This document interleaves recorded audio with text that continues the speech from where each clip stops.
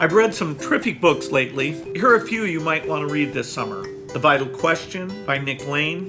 He starts with the basic question of how life started. The work he's done on that is so intriguing. He seems to be the first guy who's really looked into certain weird things about the mitochondria. He puts forward all sorts of ideas about different diseases that really bear looking into.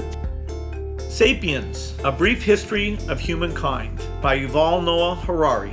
Sapiens is really good, and there's a lot of things about early human history that most people haven't been exposed to, and he's good and succinct on that.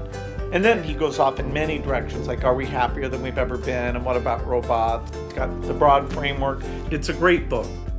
How Not to Be Wrong by Jordan Ellenberg. This book has tons of good stuff in it.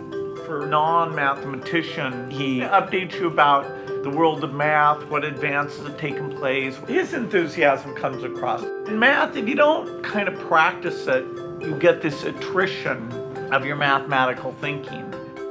The Power to Compete by Ryoichi Mikitani and Hiroshi Mikitani. To me, Japan is fascinating. In the 1980s and 90s, the Japanese were just turning out engineering and doing great stuff.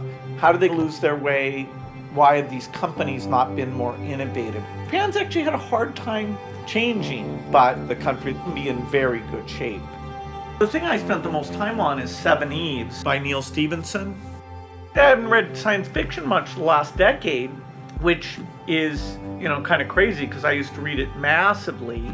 This terrible thing happens that has to do with the moon breaking apart. The planet's going to undergo this meteoric bombardment for like 5,000 years. It makes you think about a lot of things. Like if the world's going to end in 2 years, who's going to come to work? Should kids go to school? It's a really good book.